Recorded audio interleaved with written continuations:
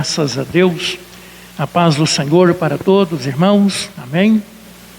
Graças a Deus. Deus abençoe as irmãs, irmão Walter no violão, e a todos nós também por este momento de louvor e adoração ao nosso Deus.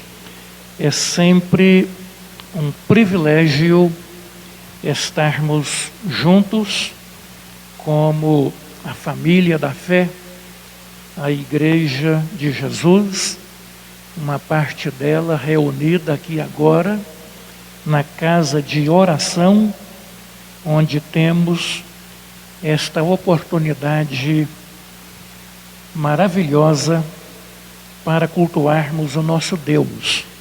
Graças a Deus.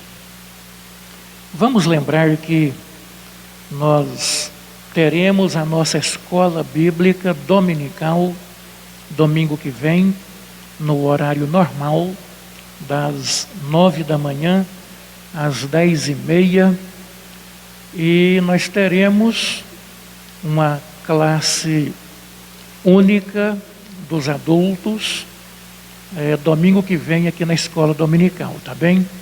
Nós estamos aguardando as próximas regras que serão comunicadas a partir de domingo que vem sobre as crianças, e por enquanto não teremos a sala infantil, as crianças reunidas na escola dominical, mas os adultos nós já estaremos aqui domingo que vem das 9 às 10h30 da manhã, e à noite o nosso culto, como tem acontecido todo domingo às 19 horas, graças a Deus. E hoje o nosso culto, que nós temos esta oportunidade mais dedicada à leitura da Bíblia, à meditação no texto que nós vamos ler agora. E no nosso culto de terça-feira nós vamos continuar aquela palavra na carta aos Hebreus. Nós comentamos o capítulo 1, capítulo 2, começamos o capítulo 3. Hoje nós voltaremos à leitura de todo o capítulo e o comentário a partir do versículo 7. Então, capítulo 3 aos Hebreus, uma leitura de todo o capítulo para que o nosso raciocínio aqui esteja completo no assunto que vamos falar. Capítulo 3 aos Hebreus. Por isso, santos irmãos, que participais da vocação celestial, considerai atentamente o apóstolo e sumo sacerdote da nossa confissão, Jesus, o qual é fiel àquele que o constituiu, como também o era Moisés em toda a casa de Deus. Jesus, todavia, tem sido considerado digno de tanto maior glória do que Moisés, quanto maior honra do que a casa tem aquele que a estabeleceu. Pois toda casa é estabelecida por alguém, mas aquele que estabeleceu todas as coisas é Deus. E Moisés era fiel em toda a casa de Deus, como servo, para testemunho das coisas que haviam de ser anunciadas. Cristo, porém, como filho em sua casa, a qual casa somos nós, se guardarmos firmes até ao fim a ousadia e a exultação da esperança. Assim, pois, diz o Espírito Santo: hoje, se ouvirdes a sua voz, não endureçais o vosso coração, como foi na provocação no dia da tentação no deserto, onde os vossos pais me tentaram, pondo-me à prova, e viram as minhas obras por 40 anos. Por isso me indignei contra essa geração e disse: estes sempre erram no coração, eles também não conheceram os meus caminhos. Assim jurei na minha ira: não entrarão no meu descanso. Tende cuidado, irmãos, jamais aconteça haver em qualquer de vós perverso coração de incredulidade que vos afaste do Deus vivo. Pelo contrário, exortai-vos mutuamente, cada dia, durante o tempo que se chama hoje, a fim de que nenhum de vós seja endurecido pelo engano do pecado, porque nos temos tornado participantes de Cristo, se de fato guardarmos firme até ao fim a confiança que desde o princípio tivemos. Enquanto se diz: hoje, se ouvirdes a sua voz, não endureceis ou não endureçais o vosso coração, como foi na provocação. Ora, quais os que, tendo ouvido, se rebelaram? Não foram de fato todos os que saíram do Egito por intermédio de Moisés? E contra quem se indignou por 40 anos? Não foi contra os que pecaram, cujos cadáveres caíram no deserto?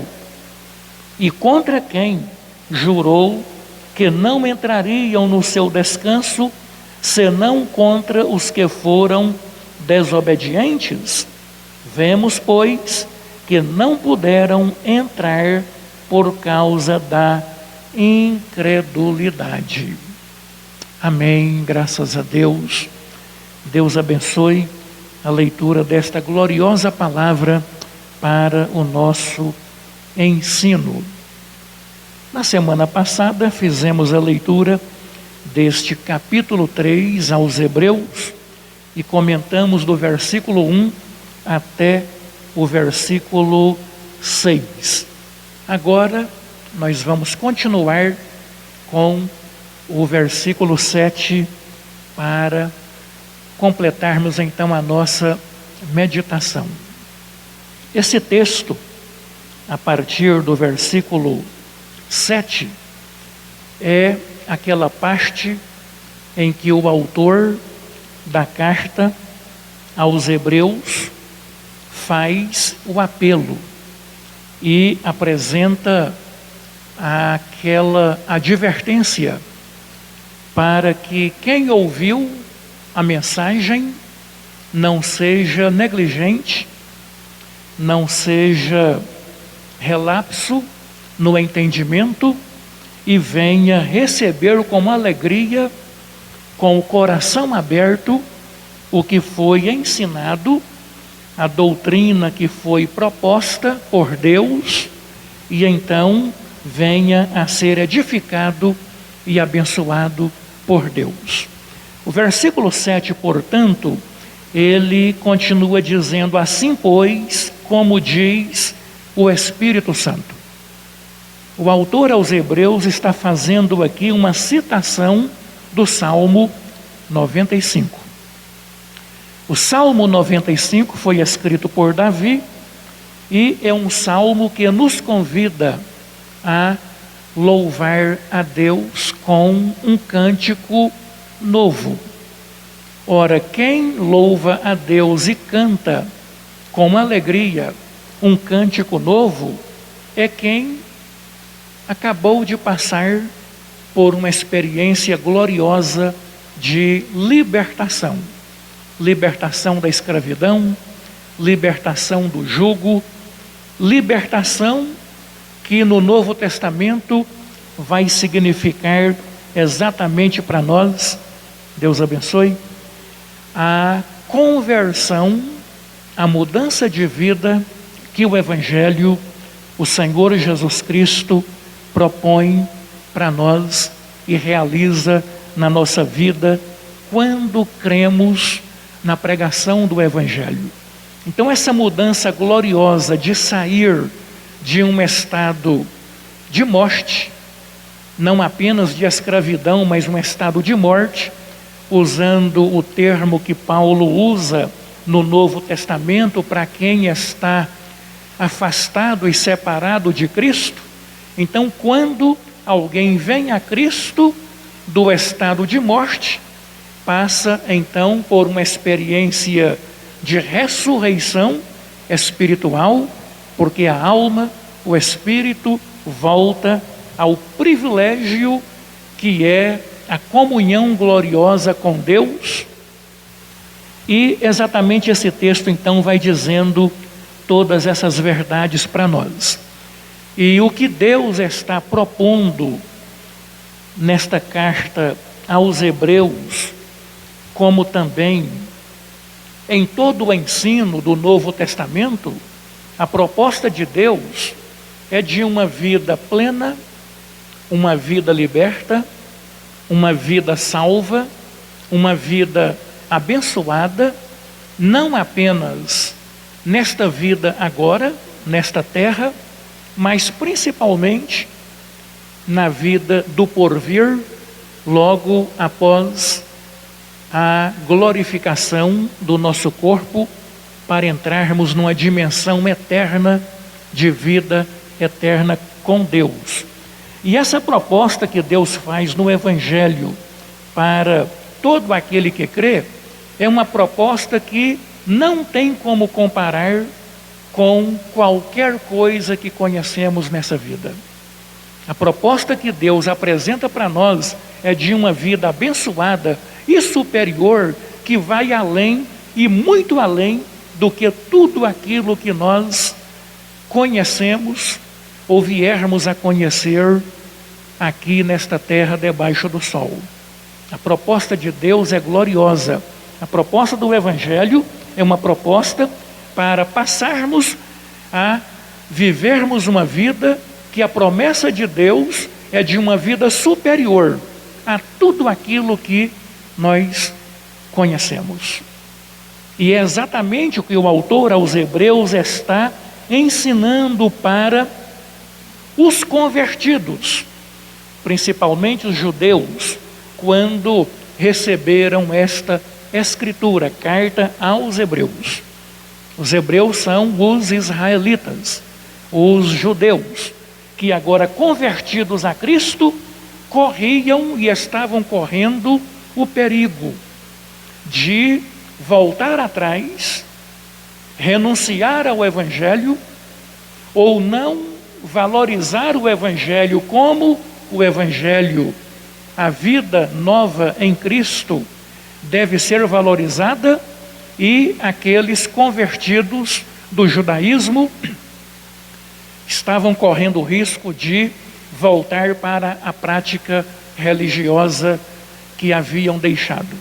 É por isso que o autor então fala, logo no começo desta carta, que Jesus é maior e melhor do que os anjos, Jesus é maior e melhor do que Moisés, que foi fiel em toda a casa de Deus, mas Jesus não é um servo como Moisés. Jesus é o Filho, e por intermédio do Filho é que todas as coisas no céu e na terra foram criadas.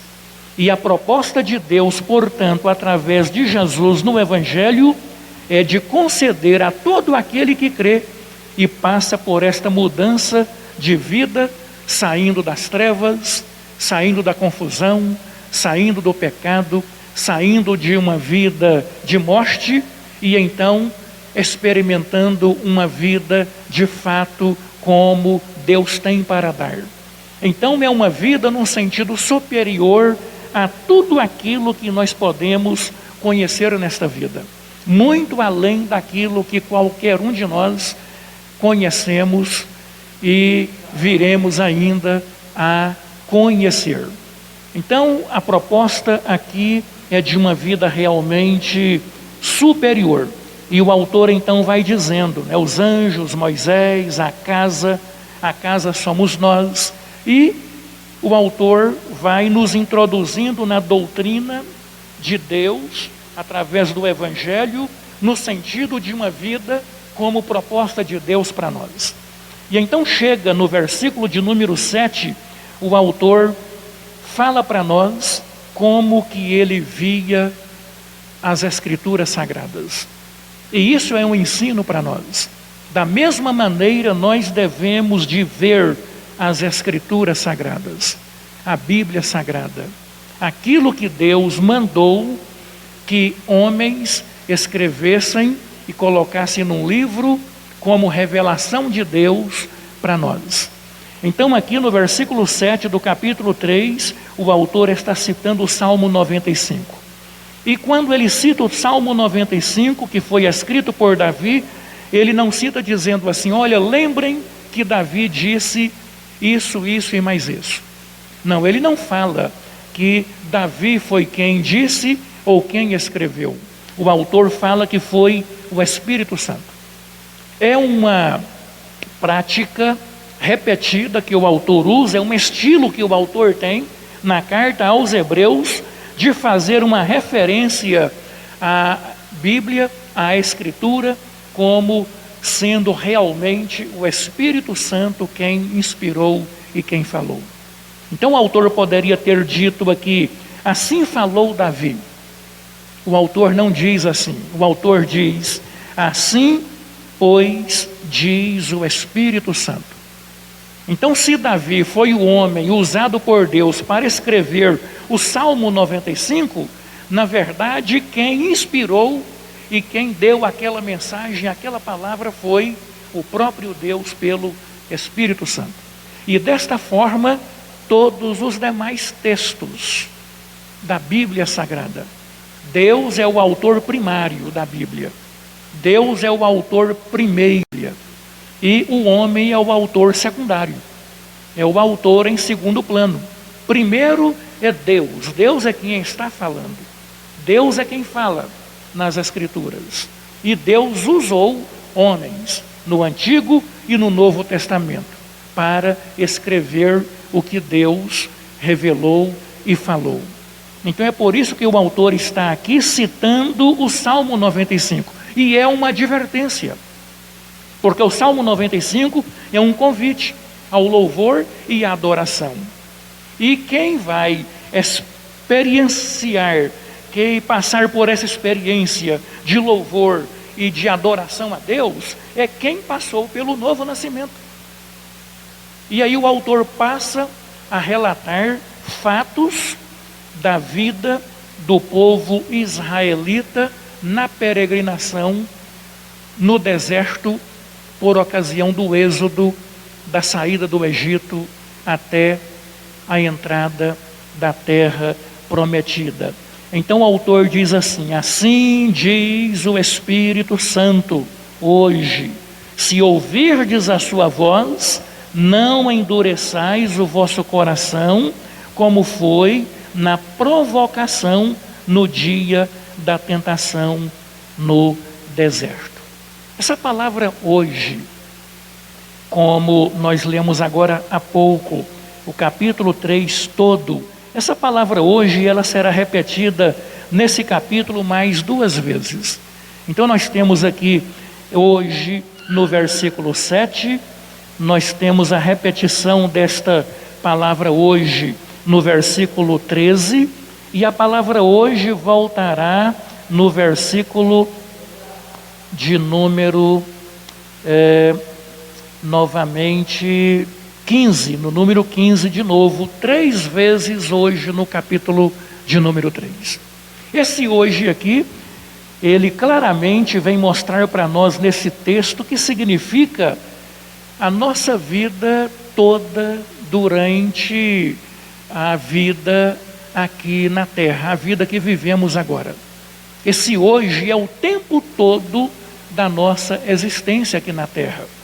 É um hoje que se repete cotidianamente em relação à caminhada cristã, ao ouvir, ao ver, o que Deus fala, o que Deus faz, o que Deus está fazendo.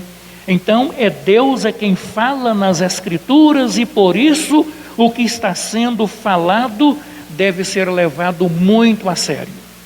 A proposta que Deus faz para quem crê no Evangelho é uma proposta, como disse e repito agora, que vai muito além daquilo que nós conhecemos. Vai muito além daquilo que nós conhecemos.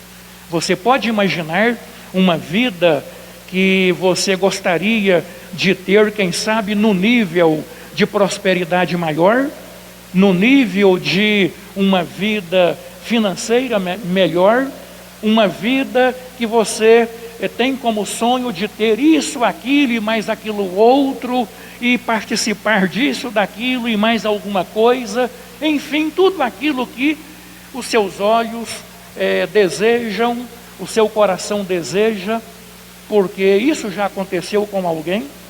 O autor da Bíblia, do livro de Eclesiastes, ele fala exatamente isso.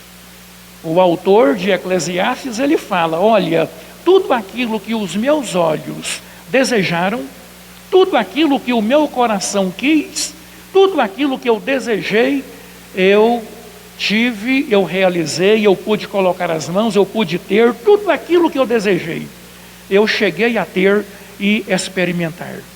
E depois ele confessa que tudo aquilo era vaidade. E aí ele vai confessar que tudo aquilo era vaidade. Exatamente porque quando estudamos o livro bíblico de Eclesiastes, o tema desse livro é vaidade, com base numa outra palavra, debaixo do sol. Ou seja, o que o livro de Eclesiastes está ensinando é que a vida debaixo do sol é vaidade. Vaidade no sentido em que a vida debaixo do sol é uma vida transitória, passageira, é uma vida limitada, é uma vida em que, por mais que os olhos queiram e o coração deseje, e a pessoa venha a conseguir ter tudo aquilo que ela deseja e quer que ela venha a ter, isso não satisfaz o anseio da alma, o profundo do coração de cada um, a nossa sede e fome interior. Então, por isso o autor aos Hebreus vem aqui nesse texto citar o Salmo 95, exatamente para lembrar que Deus é quem está falando na Bíblia, e a proposta que Deus faz na Bíblia, nas Sagradas Escrituras, é uma proposta de uma vida superior e muito além daquilo que nós conhecemos. O que é que nós conhecemos? Uma vida sobre a terra e debaixo do sol. É isso que nós conhecemos. E a Bíblia, então, ela diz no Novo Testamento, através do apóstolo Paulo, que nem olhos viram, nem ouvidos ouviram, o que Deus preparou e tem preparado para aqueles que amam a vinda do Senhor, a palavra de Deus, e que aceitam viver a proposta de Deus. Então aqui vem uma advertência do autor aos Hebreus, a partir do versículo 7. Se é Deus quem está dizendo, e de fato é Deus que está dizendo, então o que Deus está dizendo tem que ser levado muito a sério, tem que ser atendido. Deus faz a proposta de uma vida superior, além, muito além do sol. Então não é uma vida de vaidade. A vida de vaidade é a vida debaixo do sol, é a vida vivida simplesmente nesta matéria, nesse corpo, essa vida física, e que termina com a morte. Isso é vaidade. É uma vida que ela é comparada na Bíblia como uma flor que de manhã está bonita, vem o sol durante o dia, à tarde já murchou. É uma vida comparada a uma nuvem que você olha, ela está ali, mas daqui a pouco, soprando o vento, já dissipou, já se foi. Então é tudo muito passageiro. A vida é transitória debaixo do sol. Então o autor está falando dessa proposta de Deus em Cristo Jesus, no Evangelho. Uma proposta para crermos, para recebermos pela fé, abraçarmos com alegria a salvação que Jesus veio trazer para nós a proposta do Evangelho de uma vida superior, muito além daquilo que nós conhecemos, e por isso mesmo Deus vai exigir fidelidade. Deus vai exigir uma fé, uma confiança, uma dedicação com maior esforço, a maior atenção. E o exemplo que o autor dá aqui, fazendo a advertência, é um exemplo conhecido, já acontecido no Antigo Testamento. Domingo passado, à noite, na pregação, eu falei exatamente um pouco disso aqui, do povo de Moisés, do povo do deserto de Israel na peregrinação, um povo que recebeu a libertação da escravidão do Egito, um povo que havia sido tirado por Deus da escravidão do Egito, uma terrível escravidão, e agora esse povo no deserto, com Moisés, começa a murmurar, começa a reclamar, começa a desejar a vida antiga de escravidão e a fazer uma confusão mental em tudo aquilo que estava acontecendo no processo de libertação, chamando as migalhas da escravidão de fartura. Nós falamos isso aqui domingo à noite. O autor aos Hebreus, no capítulo 3, a partir do versículo 7, ele está nos lembrando exatamente dessa triste experiência, negativa experiência passada no Êxodo com o povo de Israel que desobedeceu, mas no entanto uma experiência que serve para nós como exortação, advertência para não cairmos e incorrermos no mesmo erro. Então o autor está dizendo aqui: hoje, se ouvirdes a sua voz, não endureçais o vosso coração, como foi na provocação no dia da tentação no deserto. Hoje, portanto, é o tempo todo que você vive, que eu estou também vivendo, que cada um de nós vivemos agora. Esse hoje é o nosso dia a dia. Se Deus falou com você, e Deus está falando com você, comigo, com todos nós, isso significa hoje. Então, ao ouvir o que Deus está falando, porque Ele é quem fala, através do Espírito Santo, por intermédio de cada um de nós, na mensagem que Deus mandou pregar, mandou anunciar, Deus é quem está falando, então é preciso ouvir, é preciso obedecer. Não é o homem que está falando a mensagem, criando a mensagem, elaborando a mensagem, fazendo a proposta, o plano, não é do homem. O plano, a proposta é do próprio Deus. E Deus, então, Ele exige que essa palavra seja ouvida, atendida e obedecida. Então, se Deus está falando com você, atenda.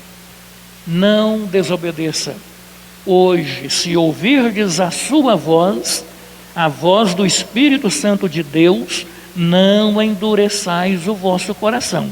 E o autor então aqui fala do dia da provocação. Moisés foi provocado, Deus foi provocado. Na verdade, Deus é quem foi provocado. E essa provocação, ela respaldou também em Moisés. O povo gritou por água, pediu por água, e Deus falou para Moisés bater na rocha.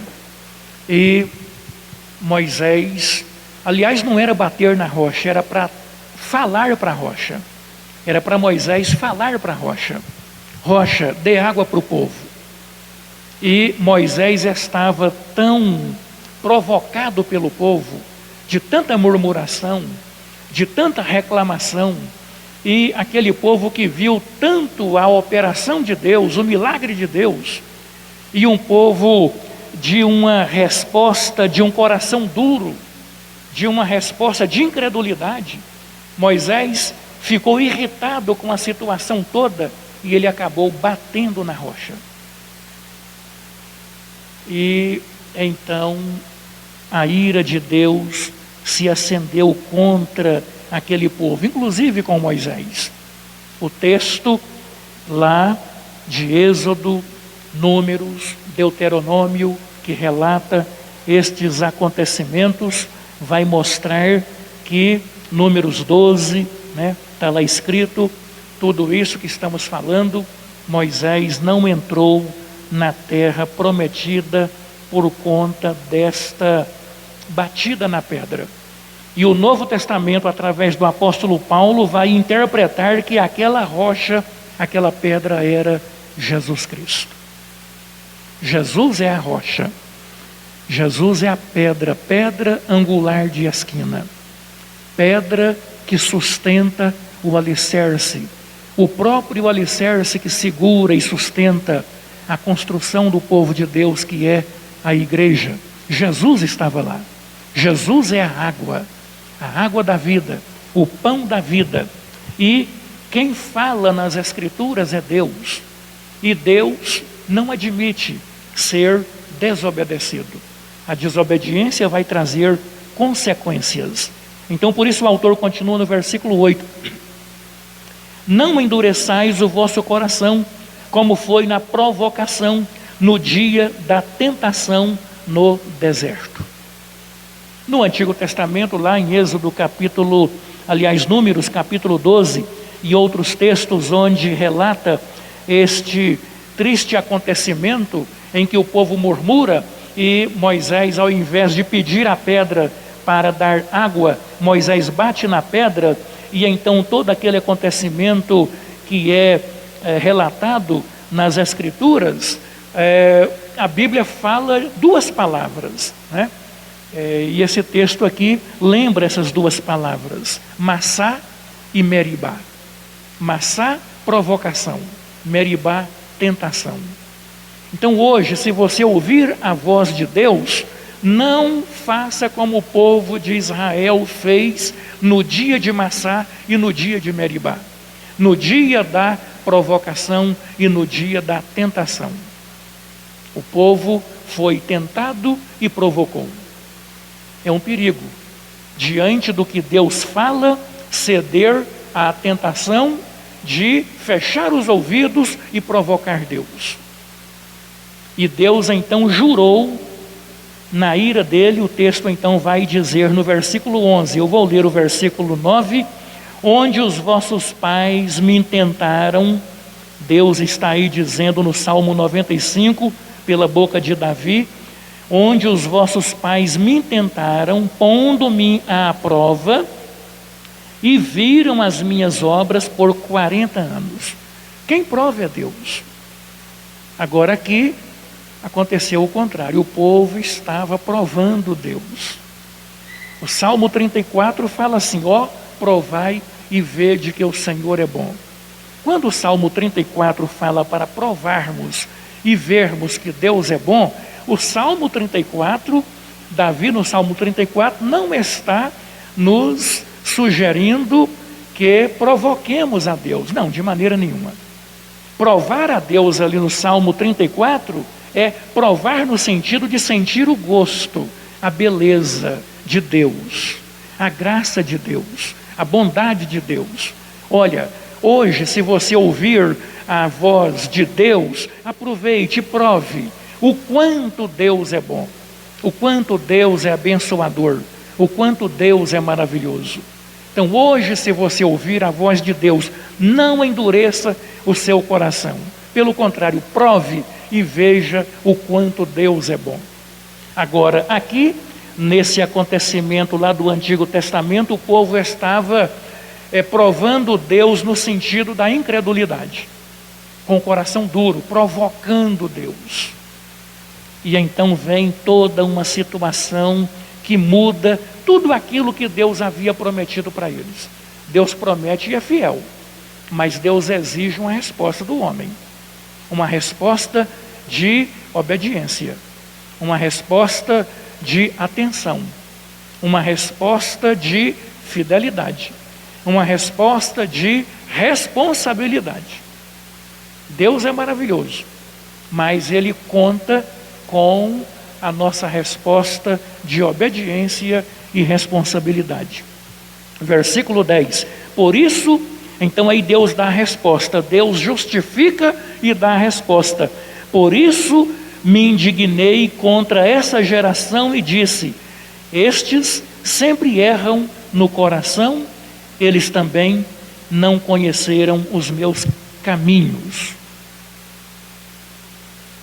Os irmãos podem entender aqui melhor a palavra hoje, quando acabei de ler o versículo 9 e 10. Deus fala que aquele povo, Deus tolerou e aquele povo viu as obras magníficas de Deus por 40 anos. Agora no versículo 10, Deus está dizendo que aquele povo não conheceu o caminho, os caminhos de Deus. Isso significa exatamente o hoje. O hoje é a nossa vida toda.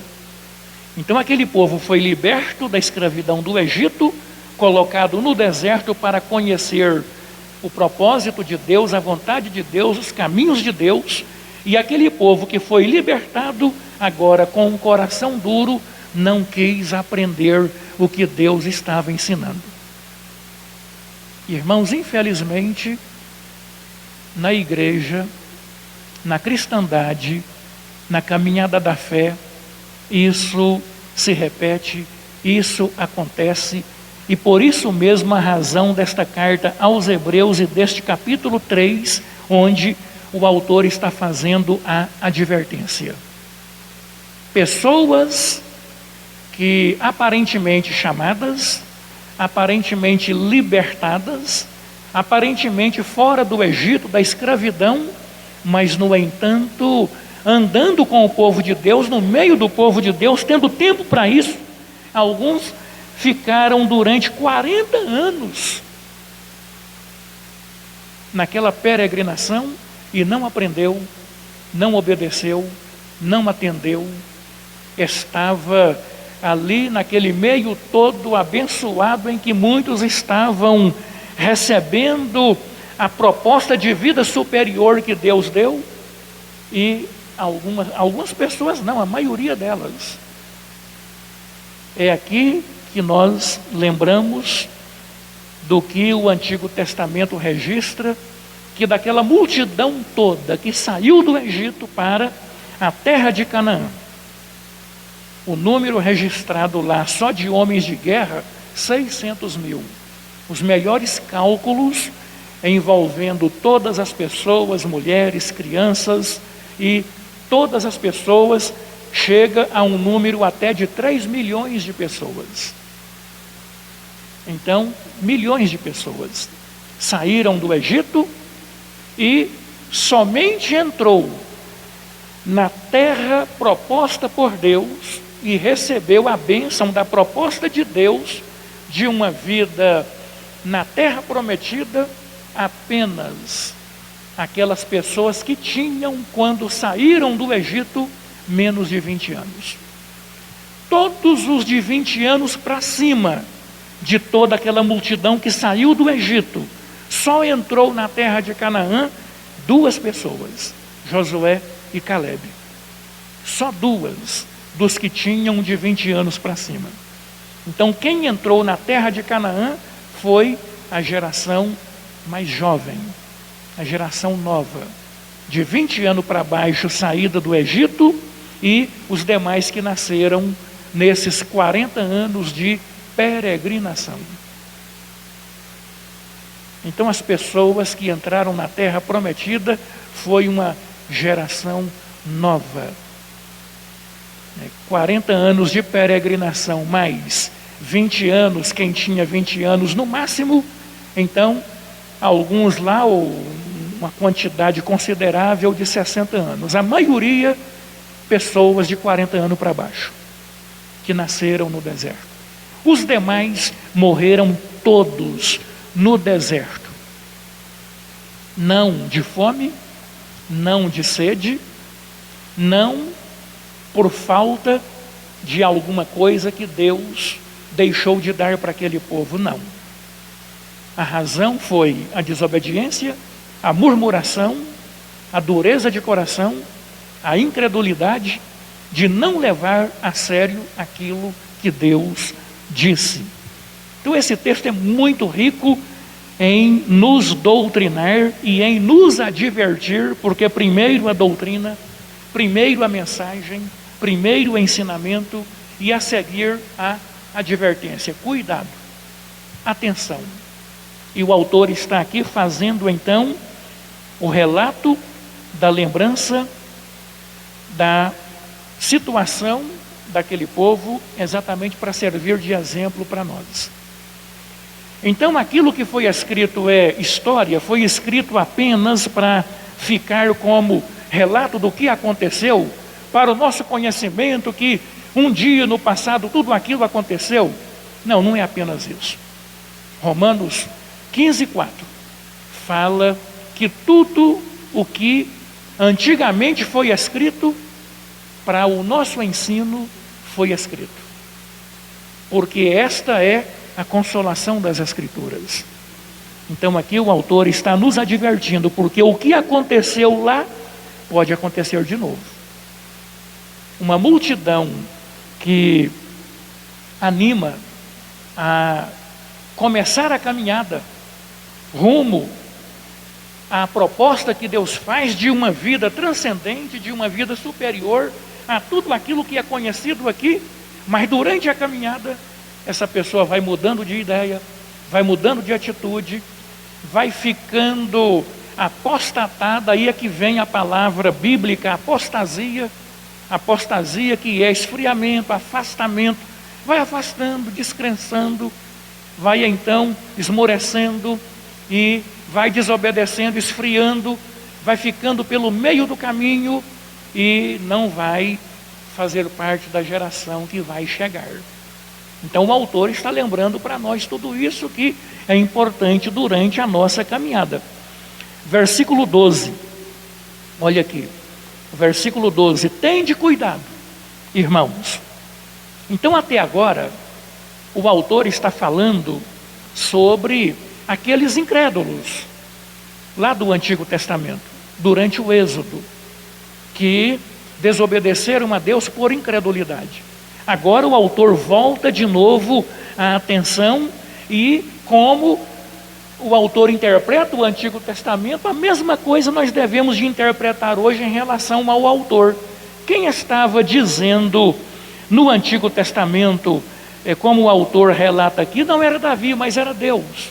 A mesma coisa, quem está dizendo aqui agora não é apenas o autor que escreveu essa carta, mas para nós é o Espírito Santo que usou o autor. Então a mesma coisa se repete hoje. Quem está dizendo aqui no versículo 12 não é simplesmente o autor humano aos hebreus nesta carta, mas o Espírito Santo que falou por intermédio do autor e continua falando conosco hoje, porque o Espírito Santo, ele está conosco hoje falando. A palavra de Deus, ela é viva, ela é eficaz. A palavra de Deus não caduca, ela não fica esquecida. A palavra de Deus não tem vencimento. Passam céus e terra, mas a palavra de Deus, disse Jesus, não vai passar. Então o versículo 12 ele volta a falar, olhando agora para nós. Não é para incrédulos, é para crentes. Ele está falando aqui, tende cuidado, irmãos. Tende cuidado, irmãos. Jamais, nunca aconteça haver em qualquer de vós perverso coração de incredulidade. Ele fala aqui que um coração de incredulidade é um coração perverso. Em outras palavras, a incredulidade constitui-se perversidade. Ser incrédulo diante de Deus é o mesmo que ser perverso, porque é uma perversidade não crer no que Deus falou e continua falando. É uma perversidade, e Deus não admite, Deus não tolera. É aí que nessa carta, no capítulo 10, mais para frente, nós iremos ler e comentar, vai estar escrito lá no capítulo 10, horrível coisa é cair nas mãos do Deus vivo. Porque se Deus faz uma proposta, e Ele fez uma proposta de uma vida superior, uma vida transcendental, uma vida maravilhosa, que nada nesse mundo se compara, nem olhos viram, nem jamais passou pela imaginação, pelo coração de alguém. O que Deus preparou para nós é algo muito além da vaidade do sol, né? Vaidade é o que está debaixo do sol, tudo isso passa, vai passar, mas o que Deus planejou para nós e propôs para nós é algo muito além do sol, muito além, é algo realmente superior, e por isso Deus espera uma resposta também que ultrapasse tudo aquilo que o homem, no sentido de vida comum aqui, né, de perversidade, de incredulidade, de descaso, de negligência. Então Deus espera uma atitude de vida muito acima desta mediocridade. Eu lembrei aqui desta palavra mediocridade do autor Charles Swindoll. Ele escreveu vários livros, inclusive traduzido para a língua portuguesa. Nós temos aqui no Brasil, e ele tem um livro que é Vivendo Acima da Mediocridade. É exatamente isso. Vivendo acima da mediocridade. O que é viver no nível da mediocridade? É viver uma vida pensando que ela é uma vida apenas para ficar aqui debaixo do sol. Isso é vaidade, tudo é vaidade. É o tema de Eclesiastes. Mas Deus tem uma proposta de vida para nós, que a nossa vida não é para ser vivida apenas aqui e agora. Isso aqui é passageiro. Isso aqui é uma peregrinação. Nós estamos aqui de viagem. Glória a Deus por isso. Como o povo lá no passado passou pelo deserto, nós estamos aqui passando pelo deserto. Mas o nosso alvo é o que Deus propôs, a terra prometida.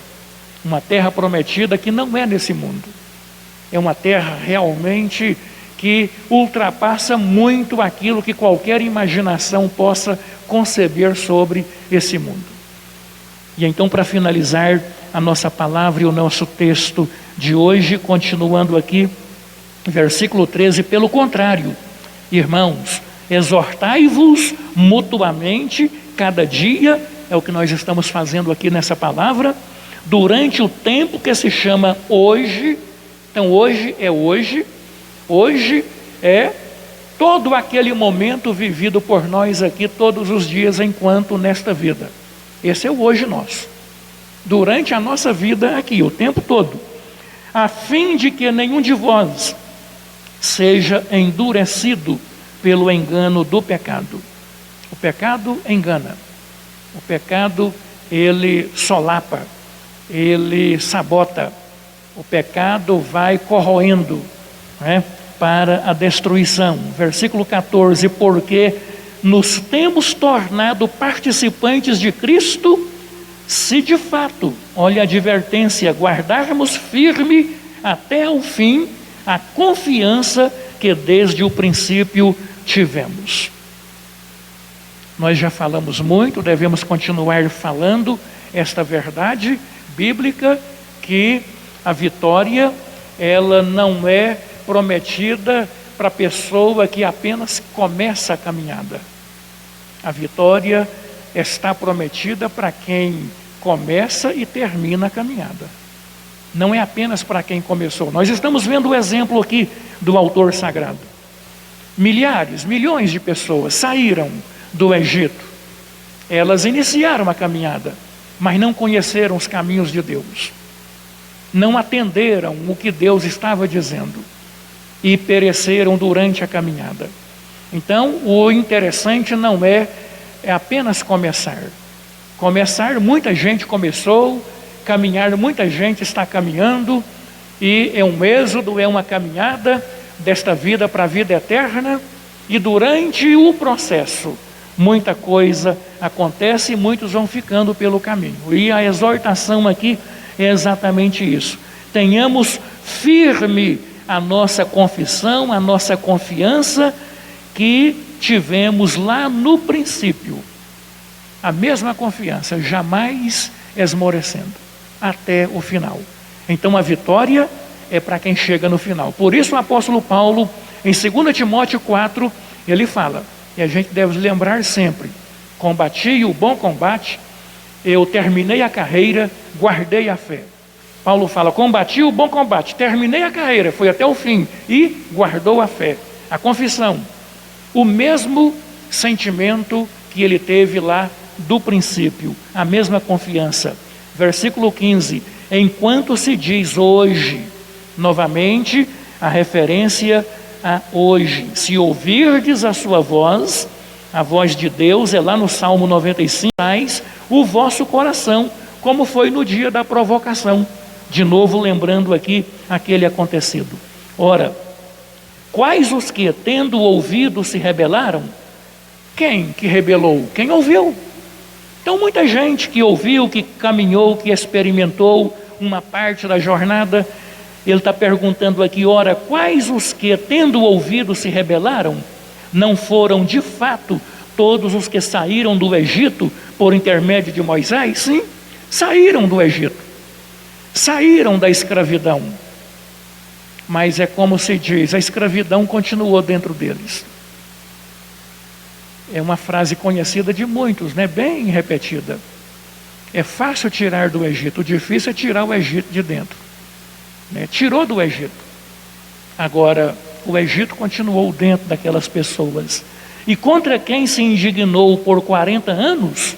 Não foi contra os que pecaram, cujos cadáveres caíram no deserto? Sim, Deus irou, Deus prometeu que não entrariam no descanso de Deus. No capítulo 4, nós vamos continuar falando desse descanso, o descanso de Deus, né? E Deus então fez com que aquela multidão de gente ficasse prostrada no deserto, em cadáveres, exatamente pessoas que haviam iniciado a jornada, só que não aceitaram com fé, confiança, o processo da libertação total e completa, e aprender os caminhos de Deus, e por rebeldia, por incredulidade, por descaso com Deus, não se faz descaso com Deus, e ficaram no deserto.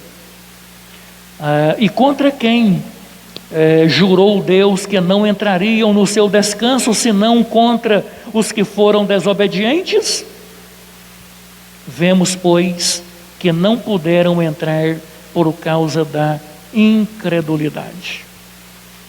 Nós precisamos de ter um tipo de medo, e o medo que precisamos de ter não é o medo de Deus, o medo relação a nosso relacionamento com Deus. Não é esse tipo de medo acerca de Deus, porque Deus está conosco e Deus é quem fez a promessa, Deus é fiel.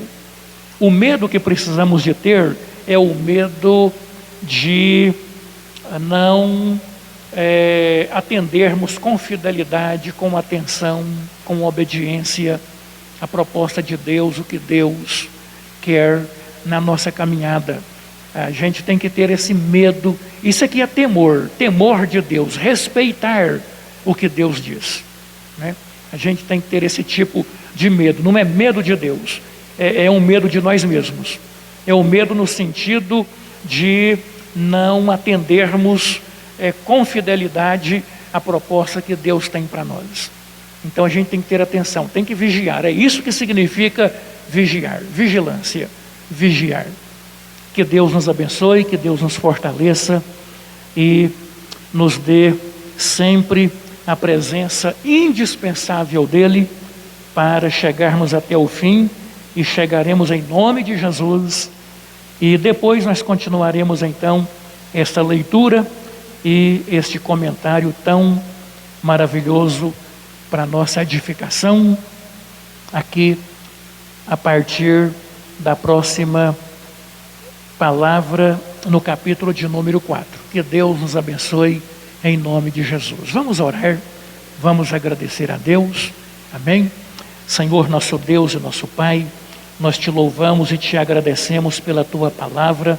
É o Senhor que tem falado, é o Senhor que fala conosco.